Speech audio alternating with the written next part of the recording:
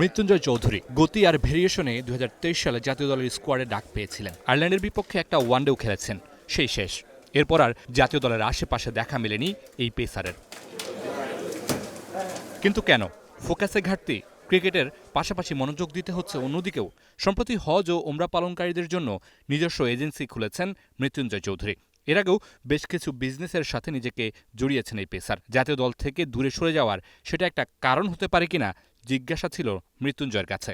মৃত্যুঞ্জয় দীর্ঘদিন জাতীয় দলের স্কোয়াডে নেই, এটার অন্যতম একটা কারণ কি মৃত্যুঞ্জয় খেলার বাইরে অন্যদিকে একটু বেশি ব্যস্ত হয়ে গেছে, ফোকাসটা কি কোথাও হারিয়ে যাচ্ছে কিনা? না, এটা বলবো না, আবার বলবো।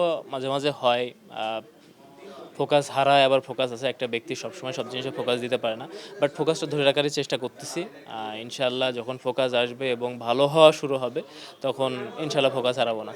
অথচ বিপিএল কিংবা লিস্ট এ ক্রিকেটে মৃত্যুঞ্জয় যেভাবে শুরু করেছিলেন তাতে বাংলাদেশের পেস বিপ্লবে আরও একটা নাম হতে পারতেন তিনি। বিপিএলের সর্বোচ্চ হ্যাটট্রিকের মালিক, সাথে ২৭ ম্যাচে ৩৭ wicket.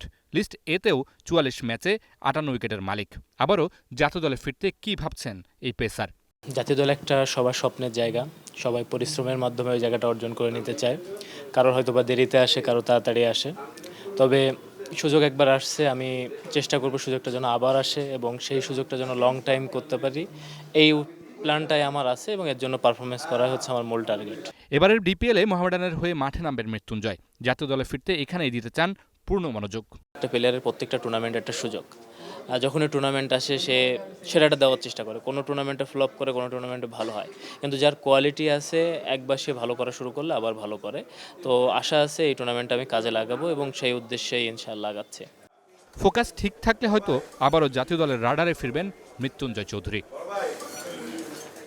Mamunur Rashid, star news, Dhaka.